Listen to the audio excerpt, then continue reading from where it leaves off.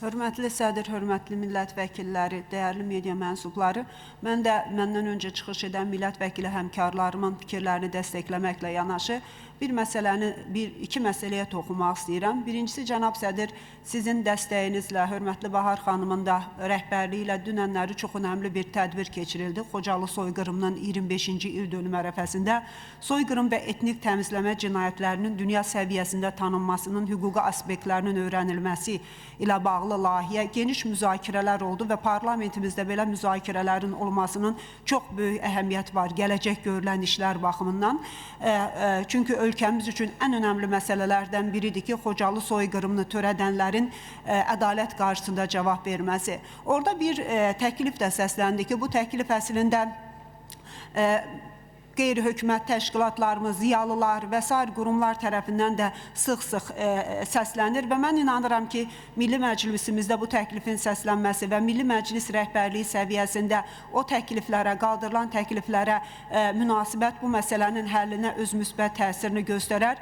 Bu ondan ibarətdir ki, bizim həm protokol qaydasında, yəni ölkəmizə gələn bütün xarici qonaqlar Şəhidlər Xiyabanını ziyarət edirlər və Şəhidlər Xiyabanında Xocalı soyqırımı qurbanlarına bir abidənin, bir lövhənin, bir abidənin Şəhidlər Xiyabanında da olması yaxşı olar ki, çünki ölkəmizə gələn həm protokolla, həm də digər qonaqlar mütləq Şəhidlər Xiyabanını görürlər və elə Şəhidlər Xiyabanının girişindən Xocalı soyqırımı barədə həm məlumatların əldə olunması ilə bərabər, təbii ki, protokol qaydasında da bu Xocalı soyqırımı qurbanlarının xatirəsini anmağa da hər protokol ziyarətində imkan yaradacaq.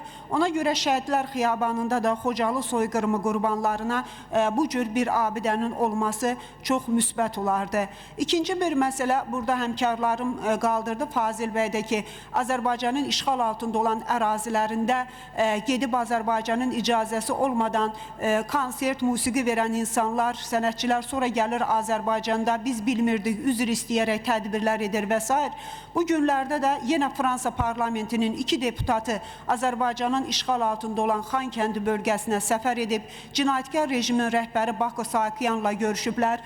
Mən düşünürəm ki, bu məsələyə bəlkə təkrar gündəmə gətirərək baxmaq olar. Gürcüstanda, Moldovada olan kimi Azərbaycanın işğal altında olan əraziləri ilə bağlı vəziyyətlə bağlı bir qanun layihəsinin gündəmə gətirilməsi bu beynəlxalq ictimaiyyətdə də bir əks-sada verər və ya Azərbaycanın işğal altına gedən, icazəsiz gedən kim olursa olsun insanların Azərbaycanda arzu olunmaz şəxs olunması, o şirkətlərin arzu olunmaz olunmasının elan olunması.